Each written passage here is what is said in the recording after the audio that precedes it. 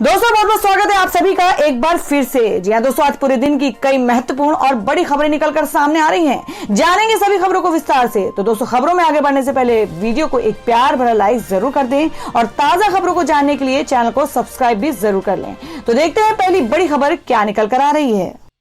दोस्तों आज की पहली बड़ी खबर बता दें कि पश्चिम बंगाल और असम के चुनावी रण में भाजपा ने सीएम योगी को उतारा और करेंगे ताबड़तोड़ रैलियां। जी आपको बता दें कि लोकसभा चुनाव हो या राज्यों के विधानसभा चुनाव, स्टार प्रचारक के तौर पर उत्तर प्रदेश के मुख्यमंत्री योगी आदित्यनाथ को भाजपा मैदान में उतार रही है। असम और पश्चिम बंगाल के चुनावों में भाजपा बेहतर प्रदर्शन के एड़ी चोटी का जोर लगा रही है और पार्टी ने दोनों चुनावों में अपने इस नायक को उतार दिया है। जी आपको बता दें कि 2 मार्च को पश्चिम बंगाल के मालदा में सीएम योगी आदित्यनाथ की रैली हो चुकी है और चुनावी रैलियां करने के लिए सीएम योगी पश्चिम बंगाल और असम आते जाते रहेंगे और भाजपा के पक्ष में मतदाताओं को रिझाने का प्रयास करेंगे। जी आपको बता दें कि 16 मार्च को सीएम योगी आदित्यनाथ की चुनावी जनसभा असम में है और वहां की रैली करने के बाद 17 मार्च को उनकी रैली पश्चिम बंगाल में है। जी आपको बता दें कि असम की जनसभा करने के अगले ही दिन सीएम योगी पश्चिम बंगाल आएंगे और दोनों ही राज्यों में सीएम योगी की कई जनसभाएं होनी है। मुस्लिम बहुल मतदाताओं वाली सीट मालदा में सीएम योगी ने 2 मार्च को रैली करते हुए मुख्यमंत्री ममता बनर्जी पर निशाना साधा था। मुख्यमंत्री ने ममता सरकार पर हमला बोलते हुए कहा था कि यहां जय श्री राम बोलने से रोका जाता है। अगर भाजपा की सरकार बनी तो टीएमसी के गुंडे जान बचाने के लिए भीख मांगेंगे और माफी मांगने वाली तख्ती गले में लटकाकर चलेंगे। और दोस्तों अगली बड़ी खबर बता दें कि सीएम ममता बनर्जी का वीडियो द्वारा संदेश, कहा जल्द लौटूंगी, जरूरत पड़ी तो व्हील चेयर पर करूंगी रैली।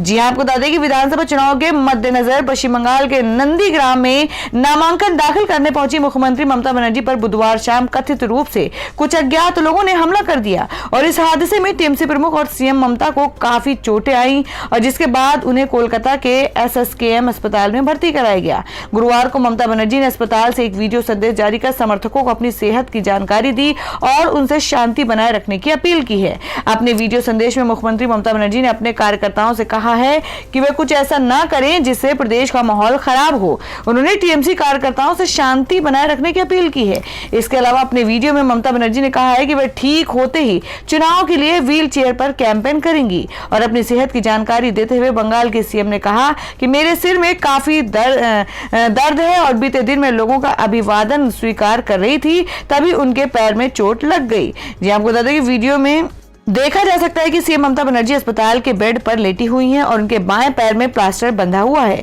बंगाली में बोलते हुए ममता बनर्जी कहती हैं कि मुझे हाथ, पैर और लिगामेंट में चोटें लगी हैं। मैं कार के पास खड़ी थी जब मुझे कल धक्का दिया गया था। मैं जल्द ही कोलकाता से रवाना हो जाऊंगी। और बता दें कि बुधवार को घायल अवस्था में मीडिया से बात करते हुए उन्होंने दावा किया था कि यह हमला जानबूझकर कराया गया है, ये एक राजनीतिक साजिश है। वहीं बीजेपी और कांग्रेस ने इस हमले को ममता बनर्जी का ही सियासी पाखंड बताया है। और दोस्तों मैं अगली खबर बता दें कि ममता बनर्जी पर हुए हमले में बीजेपी कांग्रेस ने की सीबीआई जांच की मांग, कहा दीदी का ड्रामा इस चुनाव में काम नहीं आएगा। जी आपको बता दें कि बीजेपी की पश्चिम बंगाल इकाई के अध्यक्ष दिलीप घोष ने गुरुवार को मुख्यमंत्री ममता बनर्जी पर कथित हमले की सीबीआई जांच की मांग करते हुए कहा कि यह देखने की जरूरत है कि क्या घटना सच में हुई है या फिर वोट हासिल करने के लिए अच्छी तरह से लिखी गई नाटक थी। पत्रकारों से बात करते हुए दिलीप घोष ने कहा कि राज्य के लोगों ने इस तरह के नाटक को पहले भी देख चुके हैं। उन्होंने कहा कि यह सच में अब जांच का विषय है कि आखिर क्या हुआ था, कैसे 4 से 5 लोग आए और Z+ सिक्योरिटी को चकमा देकर हमला करके चले गए। ये एक ऐसा मामला है जिस पर गौर किया जाना है। राज्य सरकार की सच्चाई लाने के लिए सीबीआई जांच का आदेश दिया जाना चाहिए। बहाना बनाकर ममता बनर्जी चुनाव जीतने की कोशिश कर रही हैं। वहीं कांग्रेस नेता अधीर रंजन चौधरी ने कहा कि अगर षड्यंत्र है तो सीबीआई और सीआईडी को बुलाओ। सिर्फ षड्यंत्र का बहाना बनाकर ममता बनर्जी आम लोगों का ध्यान खींचना चाहती हैं और सीसीटीवी फुटेज निकालो ना, इससे सारा सच सामने आ जाएगा। लेकिन वो ये नहीं करेंगी क्योंकि चुनाव नजदीक है। ऐसा बहाना बनाकर वो चुनाव जीतने की कोशिश कर रही हैं। अधीर रंजन चौधरी ने बुधवार को कहा था कि ममता बनर्जी जो भी कर रही हैं वो सब नौटंकी है। चुनाव को पास आता देख उनकी पार्टी का ये ड्रामा है। और वहीं कैलाश विजयवर्गीय बोले कि हमले का वीडियो जारी किया जाए। बीजेपी नेता कैलाश विजयवर्गीय ने कहा कि चुनाव आयोग उम्मीदवार के पीछे चल रहे वीडियो में जो आया है उसे सार्वजनिक करना चाहिए। आश्चर्य है कि ममता बनर्जी के साथ इतनी पुलिस चलती है और 4 लोग घटना करके चले गए। ये बहुत दुख की बात है। मैं उनकी लंबी आयु और जल्दी स्वस्थ होने की कामना करता हूं। और दोस्तों मैं अगली खबर बता दें कि महाराष्ट्र समेत कई राज्यों में तेजी से बढ़ रहे हैं कोरोना के मामले, केंद्र ने जताई चिंता। जी हम बात करें कि देश के कई राज्यों में कोरोना की बढ़ती रफ्तार को लेकर केंद्र ने चिंता जताई है।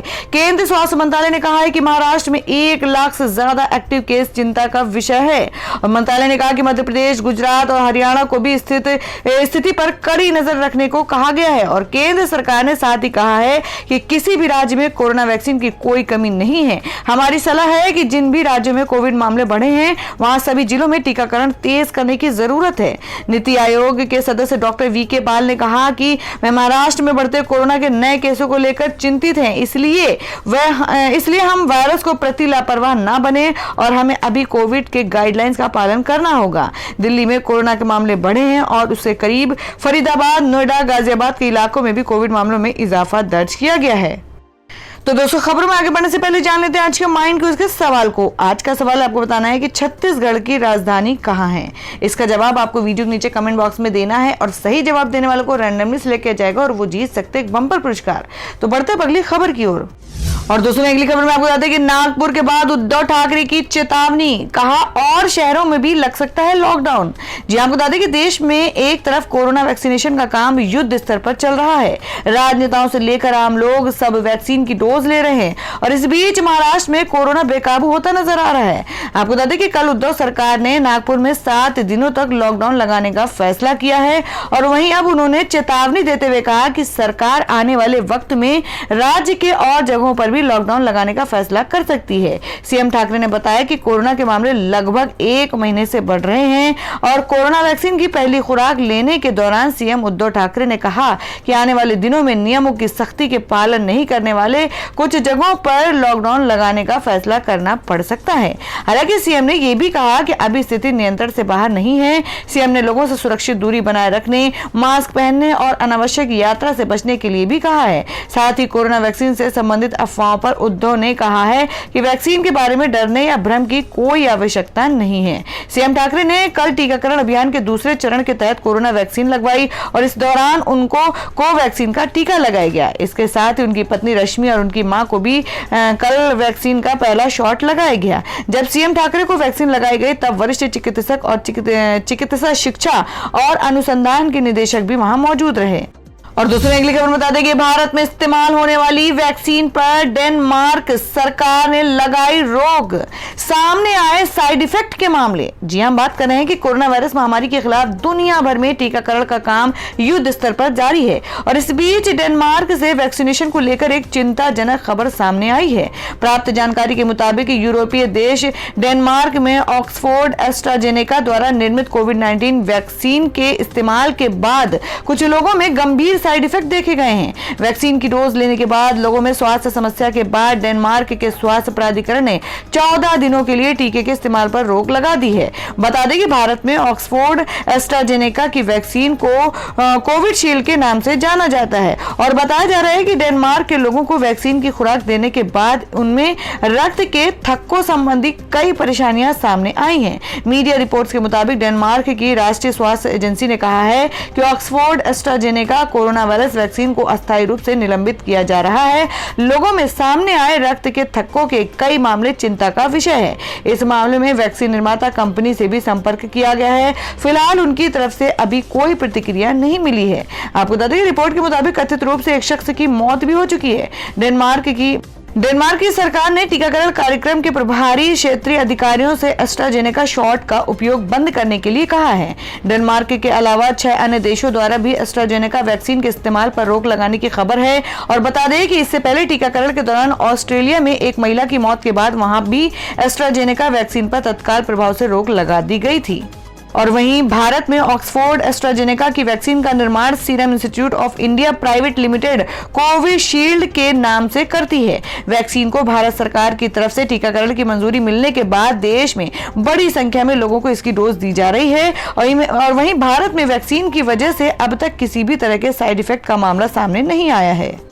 और दोस्तों अगली बड़ी खबर निकल कर आ रही है। आपको बता दें कि उमा भारती ने कहा कि बंगाल में तृणमूल कांग्रेस की हालत वैसी होगी जैसी 2003 में मध्य प्रदेश में कांग्रेस की थी। जी हम बात कर रहे हैं कि भाजपा नेत्री और पूर्व केंद्रीय मंत्री उमा भारती ने कहा कि बंगाल की विधानसभा चुनाव में तृणमूल कांग्रेस की स्थिति ठीक वैसी होगी जैसी कांग्रेस की मध्य प्रदेश में 2003 में हुई थी। टीएमसी 30 से 35 सीटों पर सिमटेगी। जी हम बात कर रहे हैं कि राहुल गांधी द्वारा हाल ही में ज्योतिरादित्य सिंधिया को लेकर दिए गए बयान पर उमा भारती ने कहा कि राहुल को संघ की शाखाओं में जाना चाहिए। उमा भारती महाशिवरात्रि पर महाकाल के दर्शन करने उज्जैन आई थीं। उन्होंने मंदिर के गर्भगृह में जाकर भगवान महाकाल का दुग्धाभिषेक किया। और आपको बता दें पूर्व मुख्यमंत्री उमा भारती ने कहा कि पश्चिम बंगाल ममता 30 से 35 सीटों पर ही सिमट कर रह जाएंगी। और रही बात राहुल गांधी की सिंधिया को वापस कांग्रेस में आने का आमंत्रण देने की, तो उनको यानी राहुल गांधी को कुछ दिन संघ की शाखाओं में जाना चाहिए। बाबा महाकाल के दर्शन करने के बाद उमा भारती ने कहा कि मैंने बाबा से देश भर में कोविड संकट के समाप्ति की कामना की है। सब सुखी रहें, समृद्ध रहें। और दोस्तों अगली बड़ी खबर बता दें कि महाशिवरात्रि पर सोनू सूद को ट्वीट करना पड़ा भारी। शिव भक्तों ने लगा दी क्लास। जी आपको बता दें कि एक्टर सोनू सूद वैसे तो गरीबों के लिए मसीहा हैं, लेकिन उनका कल का एक ट्वीट उन पर भारी पड़ गया है और इसी वजह से सोशल मीडिया पर #Who the hell are you Sonu Sood trend कर रहा है। दरअसल सोनू सूद ने महाशिवरात्रि पर लोगों को बधाई देते हुए कहा कि शिव भगवान की फोटो फॉरवर्ड करके नहीं, किसी की मदद करके महाशिवरात्रि मनाएं। जी आपको बता दें कि सोनू के इस ट्वीट पर उनके फैंस तो काफी खुश थे, लेकिन कुछ शिव भक्तों को सोनू सूद का ज्ञान देना रास नहीं आया। उन्होंने एक्टर की क्लास लगा दी और उन्हें ट्रोल करने लगे। कुछ लोगों ने सोशल मीडिया पर लिखा कि अभी ईद के दिन भी बोल दिया करो कि बकरा काट कर नहीं, किसी के दुख दर्द काट कर ईद मनाओ। जी आपको बता दें तो किसी ने और लिखा कि अपना ज्ञान शिवसेना वालों के मातोश्री पर जाकर देना, हमें आपकी मदद की जरूरत नहीं है, ना ही आपके सलाह की मैं मेहनत से कमाता हूँ, इज्जत की खाते हैं, किसी के एहसान हो कर्म पर नहीं जीते हैं। हर हर महादेव। आप बहुत पक्षपाती रवैया अपना रहे हो। और एक व्यक्ति ने लिखा कि प्रिय सोनू सूद जी, विगत वर्ष आपके द्वारा किए गए कार्यों ने मुझे बहुत प्रभावित किया और आपके प्रति मेरे मन में बहुत आदर वृद्धि हुई। सभी ने आपके कार्यों को सराहा जो वास्तव में सराहनीय भी थे, किंतु कुछ समय से मैं क्या देख रहा हूँ कि आप बहुत पक्षपाती रवैया अपना रहे हैं। एक खास धर्म को लेकर किसी गरीब की मदद करने का प्रवचन ना दीजिए। और किसी यूजर ने लिखा कि शिवरात्रि के शुभ दिन खुद को पैगंबर मानकर किसी गरीब की मदद करने का प्रवचन ना दीजिए। हो सकता है दूसरे आपसे ज्यादा मदद गरीबों की करते हो, वो भी बिना प्रचार किए, चंदे के पैसों से नहीं बल्कि अपने पैसों से। तो दोस्तों सोनू सूद के किए गए ट्वीट के बारे में आप कितना सहमत हैं और इस बारे में आप क्या सोचते हैं, कमेंट करके जरूर बताएं। बढ़ते अगली खबर की ओर। और दोस्तों अगली खबर में आपको बता दें कि सीएम ममता बनर्जी की चोट को टीएमसी ने बनाया चुनावी मुद्दा। शुक्रवार को कार्यकर्ता मुंह पर बांधेंगे काली पट्टी। जी हम बात कर रहे हैं कि पश्चिम बंगाल की सियासत में बुधवार का दिन काफी गहमा गर्मी भरा रहा, जहां नंदीग्राम में चुनाव प्रचार के दौरान मुख्यमंत्री और टीएमसी अध्यक्ष ममता बनर्जी के पैर में चोट लग गई और टीएमसी ने इसे हमला बताते हुए केंद्र सरकार और सुरक्षा एजेंसियों को इसका जिम्मेदार ठहराया है। साथ ही इसको टीएमसी ने बड़ा राजनीतिक मुद्दा मान लिया, जबकि बीजेपी समेत अन्य विपक्षी दल इसे पॉलिटिकल ड्रामा कह रहे हैं। आपको बता दें साथ ही मौन विरोध के लिए मुंह को काली पट्टियों से ढकेंगे और उन्होंने घटना की निंदा करते हुए कहा कि हमने देखा है कि कैसे चुनाव आयोग द्वारा बंगाल की अनदेखी की जा रही है। बंगाल में 8 चरणों में चुनाव हो रहे हैं, जबकि तमिलनाडु, केरल और पुडुचेरी में सिर्फ एक ही चरण है। इसके अलावा असम में भी सिर्फ 3 चरण में चुनाव रखा गया है। और वहीं पीडब्ल्यूडी मंत्री फिरहाद हकीम ने कहा है कि लोग कह रहे हैं कि वाहन के लोहे के खंबे से टकराने के बाद हादसा हुआ। अगर ऐसा होता तो वाहन पर खरोंच के निशान होते, लेकिन ऐसा नहीं है। उनके मुताबिक सीएम फुटबोर्ड पर खड़ी थी, तभी उनको धक्का दिया गया, जिसकी जांच की मांग वो कर रहे हैं। और इसके अलावा सौगत रॉय के नेतृत्व में टीएमसी सांसद शुक्रवार को चुनाव आयोग जाएंगे और निष्पक्ष जांच की मांग करेंगे। मंत्री के मुताबिक बीजेपी के एक सांसद ने कहा था कि 10 तारीख का इंतजार कीजिए और फिर देखिए। एडीजी लॉ एंड ऑर्डर और डीजी को उनके पदों से हटा दिया गया। ममता की रैली के दौरान भीड़ नियंत्रण के लिए कोई पुलिस अधिकारी नहीं था। और दोस्तों अगली खबर में बता दें जो कि उत्तर प्रदेश से है कि शिवपाल ने अखिलेश यादव पर कसा तंज, बोले मजबूरी में बनानी पड़ी अलग पार्टी, मुलायम सिंह का आशीर्वाद हमारे साथ। जी हम बात करें कि समाजवादी पार्टी से अलग होकर बनी पार्टी प्रगतिशील समाजवादी पार्टी लोहिया के राष्ट्रीय अध्यक्ष शिवपाल सिंह यादव ने यूपी के पूर्व मुख्यमंत्री अखिलेश यादव पर निशाना साधा है। उन्होंने कहा कि जो लोग बड़ों का सम्मान नहीं करते वो कभी सफल नहीं होते, उन्हें मंजिल कभी नहीं मिलती। शिवपाल सिंह यादव ने एक वैवाहिक समारोह में हिस्सा लेने पहुंचे थे और इस दौरान उन्होंने पत्रकारों से ये बात कही। उन्होंने कहा कि जिस वृक्ष में फल लगते हैं वो झुका होता है, सिर्फ ठूंठ पेड़ पर ही चील और कौवे बैठते हैं। उन्होंने कहा कि अहंकार नहीं करना चाहिए। अखिलेश यादव की तरफ इशारा करते हुए उन्होंने कहा वो किसी को अपना प्रतिद्वंदी नहीं मानते, हमारे साथ ऐसी परिस्थिति हो गई कि हमें अलग पार्टी बनाना पड़ा। मुलायम सिंह यादव का जिक्र करते हुए शिवपाल ने कहा कि हमेशा नेताजी का आशीर्वाद हमारे साथ रहा है, उनकी दी हुई सीख ही हमारी रक्षा करता है। छोटे मन के लोग सिर्फ बड़ी बड़ी बातें करते हैं, एक ट्वीट करते हैं और अपना काम हो गया यही समझते हैं। इस मौके पर शिवपाल सिंह यादव ने मुख्यमंत्री योगी आदित्यनाथ और प्रधानमंत्री नरेंद्र मोदी पर भी निशाना साधा। उन्होंने कहा कि दोनों नफरत की खेती करते हैं और दोनों जुमलेबाज हैं, इनके पास सिर्फ असत्य है। और दोस्तों मैं अगली खबर बता दें कि तेजस्वी यादव का सीएम नीतीश कुमार पर बड़ा हमला, कहा असली में सबसे बड़ा शराब माफिया तो वो हैं, उनके संरक्षण में बिक रही शराब।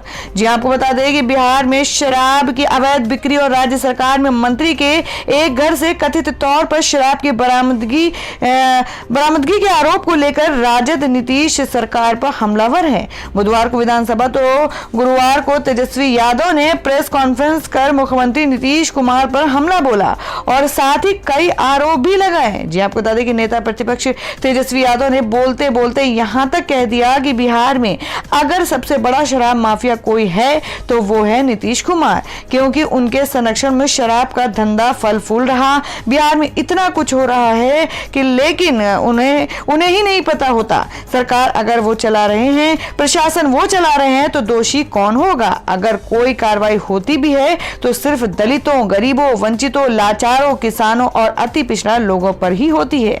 कहा कि शराब के मामले में आज तक किसी भी बड़े आदमी पर कार्रवाई नहीं होती। उन्होंने आरोप लगाया कि बिहार सरकार के 64% मंत्री दागी हैं। साथ ही कहा कि मंत्री और विधायक ही शराब कारोबार में लिप्त हैं। उन्होंने कहा कि एक मंत्री के भाई के स्कूल से शराब बरामद हुई और उस मामले क्या कार्रवाई हुई ये किसी को नहीं पता। उन्होंने मांग की कि मंत्री रामसूरत राय को बर्खास्त किया जाए। तेजस्वी ने कहा कि मंत्री सबूत के साथ जवाब दे अगर उनके भाई और परिवार के लोग इसमें शामिल हैं और क्या सबूत चाहिए। जी आपको बता दें कि राजद नेता ने कहा कि नीतीश जी बेबस, कमजोर, मजबूर और थके हुए सीएम हैं।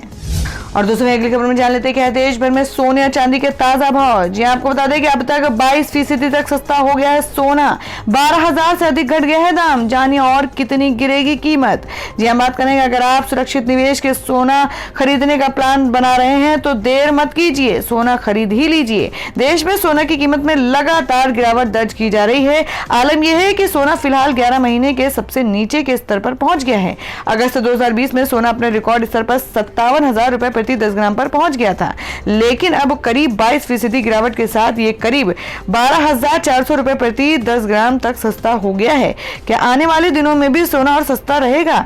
जी आपको बता दें कि सोने की कीमतों में जोरदार गिरावट के चलते निवेशकों के मन में ये सवाल पैदा हो रहा है कि क्या सोना और सस्ता होगा। विशेषज्ञों की माने तो वैश्विक आर्थिक दृष्टिकोण में सुधार के कारण सोने की कीमतों में काफी कमी आई है और विशेषज्ञों का मानना है कि सोने की कीमतों का कमजोर होना शायद लंबे समय तक टिका न रह सकेगा। डॉलर में कमजोरी, बढ़ती मुद्रास्फीति के दबाव और मौद्रिक विस्तार का सोने की कीमत पर सीधा असर पड़ा है। और दोस्तों में जान लेते हैं क्या देश भर में मौसम के ताजा हालात। जी आपको बता दें पश्चिमी विक्षोभ का असर और इन राज्यों में बारिश व बर्फबारी की चेतावनी। जाने दिल्ली, यूपी व बिहार का क्या है मौसम। जी हम बात करें कि उत्तर भारत के कई राज्यों में अगले 2-3 दिनों तक हल्की बारिश हो सकती है और मौसम विभाग की ओर से बताया गया है कि उत्तर भारत के पर्वतों पर इस हफ्ते 2 से 3 पश्चिमी विक्षोभ आएंगे। इसकी वजह से यूपी, बिहार, एमपी और दूसरे राज्यों में हल्की बारिश की संभावना है। पश्चिमी विक्षोभ भारत के मौसम को लगातार प्रभावित कर रहा है। देश के उत्तरी हिस्सों के आसपास उत्पन्न होने वाली इस मौसमी बदलाव से पहाड़ों पर बर्फबारी हो रही है, साथ ही कुछ मैदानी इलाकों में बारिश भी हो रही है। इस बीच मौसम विभाग ने जानकारी दी है कि पाकिस्तान और उसके आसपास पश्चिमी विक्षोभ बन रहा है, साथ ही 2 अन्य पश्चिमी विक्षोभ की उत्पन्न हो रही है। ये पश्चिमी विक्षोभ भारत के मौसम पर असर डाल रहे हैं। तो दोस्तों, ये थी अब तक की सभी बड़ी खबरों की अपडेट्स। टुडे ब्रेकिंग न्यूज और लेटेस्ट खबरों को देखने के लिए हमारे चैनल को सब्सक्राइब जरूर कर लें, वीडियो को लाइक और शेयर भी जरूर कर दें अपने दोस्तों और रिलेटिव्स के साथ। तो दोस्तों, फिर मिलेंगे काम की खबरों और सरकारी योजनाओं की एक और नई वीडियो के साथ। तब तक के लिए धन्यवाद दोस्तों।